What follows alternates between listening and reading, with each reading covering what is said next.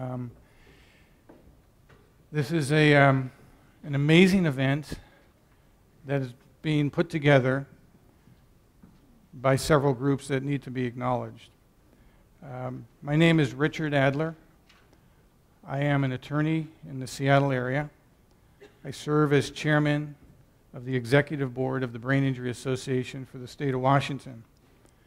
That is the organization that has led the coalition around the awareness campaign on concussions for youth athletes.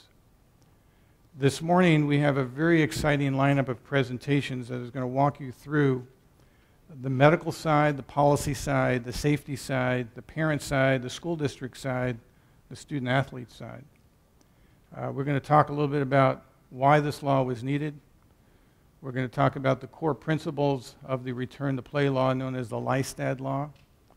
You're going to learn a little bit about the pathophysiology of concussions, diagnosing and managing concussions, and proper graduated return to play protocol, which has been standardized throughout the country, if not the world. There'll be opportunities for some questions and answers, and that'll come after one of the keynote presentations by Dr. Herring. We're going to try to accomplish so much in 3 hours. We understand it's pumpkin weekend. It's a Saturday morning, and we appreciate you being here. A special call out should be made to the Pacific Northwest University of Health Sciences for providing this room, to all of the speakers who are appearing or are here at the request of the Brain Injury Association, at the request of the Washington State Youth Soccer Association, at the request of the Washington State Athletic Trainers Association, and even the Yakima County Medical Society, who has helped in coordinating and organizing the continuing medical education hours for the doctors in the room. Before I begin, and I know that folks are still kind of wandering in from registration, how many doctors are here for CME credits? Just raise your hand. 1, 2, 3, 4, 5. Okay, we got a bunch more coming in then. Any parents in the room? Student athletes? Great. How about some coaches? Great. School administrators, school folks? Anybody here from the schools? That's sad. Okay. I want to start by introducing our first speaker. He's somebody you probably know, perhaps better than I, but I got to meet him in a very special context. We appeared in one of his Senate committees during the course of vetting out what is known as the LISTAD law, the return to play concussion law for kids. Senator Curtis King, he serves on many committees in the state Senate. He's your representative in the Yakima area. The committees include early learning, K through 12, labor, commerce, consumer protection, and transportation. And if that doesn't keep him busy during the off season, he participates with the Rotary, United Way, the Chamber of Commerce, the American Red Cross, and numerous boards in the community. The thing that you may not know about Senator King, and I hope he's okay with me saying it, he is actually from a very divided household. And it's a very unfortunate situation that one of his children is a husky and the other one's a cougar. So I hope we're okay revealing that, Senator King. So would you kind of come up and talk to the crowd about why you put your back and spine and brains and heart behind the passage of the LISTAD law? All right. You start with that. Figure if we can figure this thing out.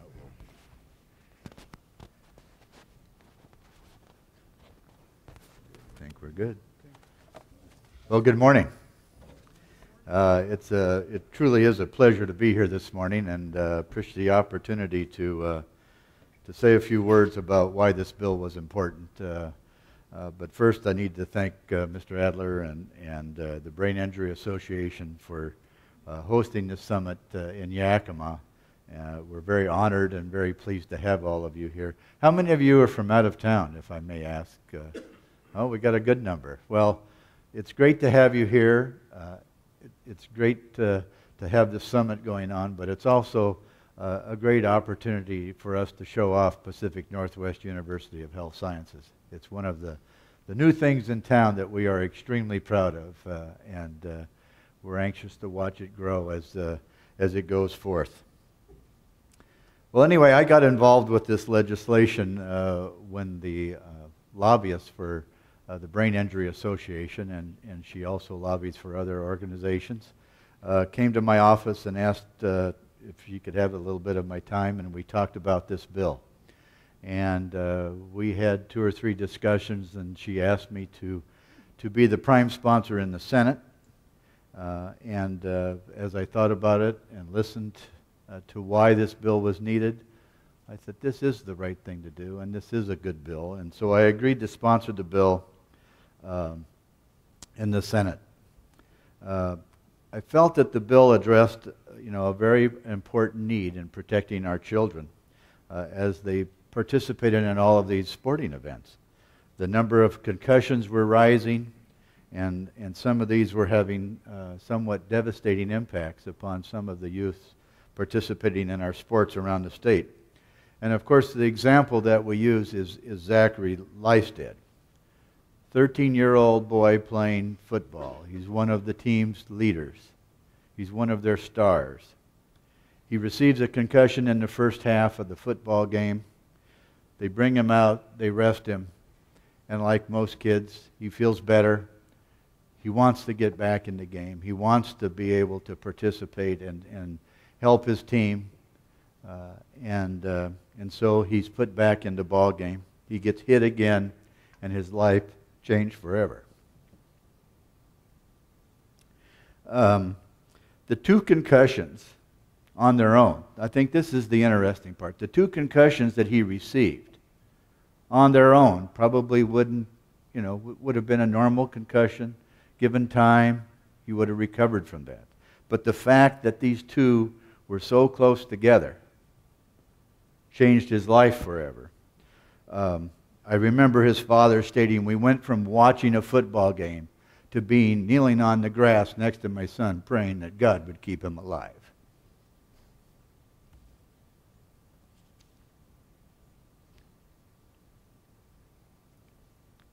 We need to do what we can that this doesn't happen again. Zachary will never walk again and will probably need assistance for the rest of his life. No sports game is worth that. Doesn't mean we need to eliminate them. Sports is a very important part of our training, our society, all of the things that we value in our life. But I learned a lot about working on this legislation about concussions. The part that surprised me the most was the fact that a teen's brain is not fully developed, even when they're 17, 18 years old. I wasn't aware of that. I would have thought, just the opposite. And so, as I thought about this bill, and I thought about, well, why is it needed? One of the concerns that I had was, well, what's the cumulative impact when a player has 1 concussion, or 2 concussions, or 3 or 4 over the life of their playing career. And most kids play in high school, few go on to college, and so forth and so on. But what is the effect, what is the long-term effect, and is there one, of the quality of their life when they hit their 40s or their 50s or their 60s because they've had a concussion or 2 concussions or 3 concussions? And I don't know that we know the answer to that.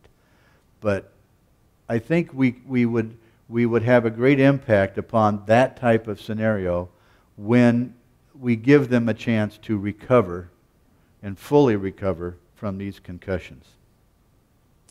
Well, both the House and the Senate dropped bills. I dropped the bill in the Senate, and Representative Jay Rodney, dropped the bill in the House. We both got the bill out of our Senate committees, or our respective committees, and so it was, well, which bill do we put forth?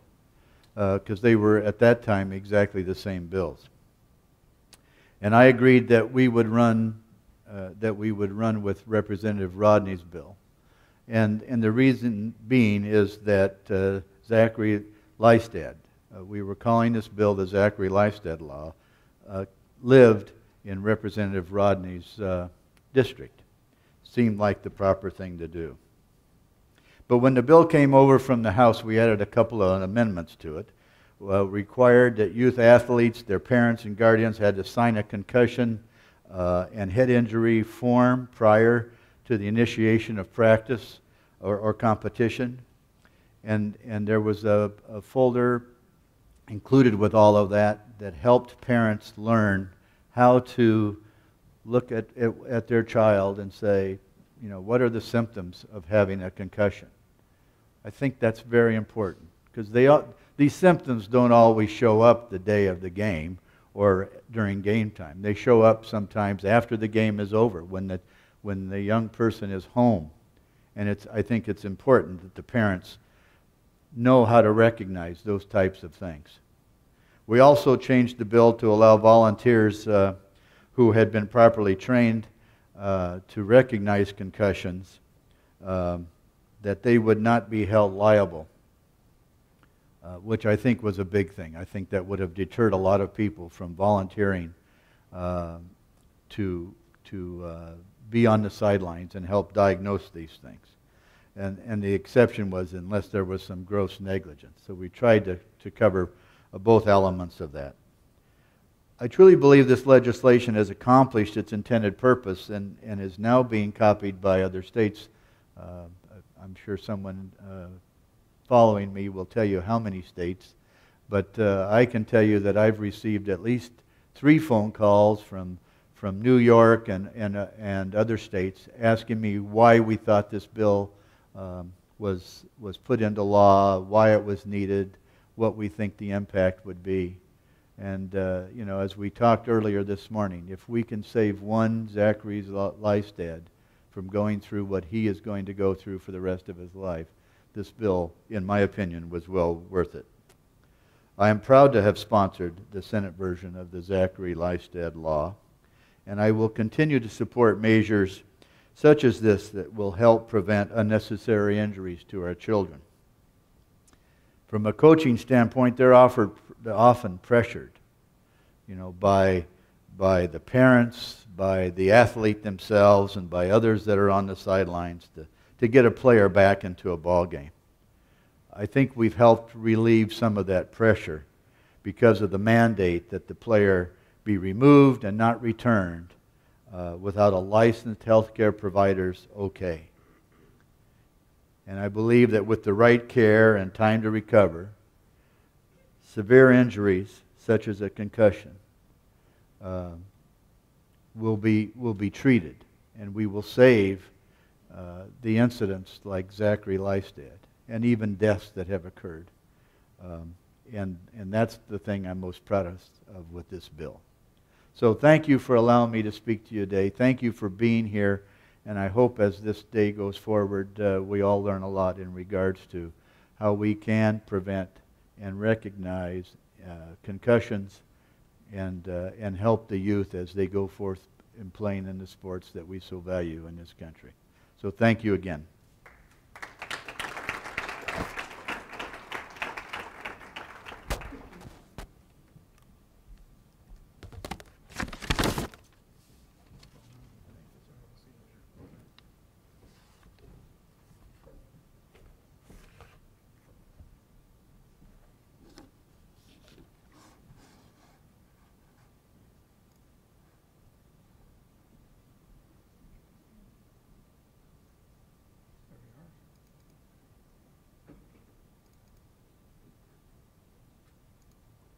Get the lights.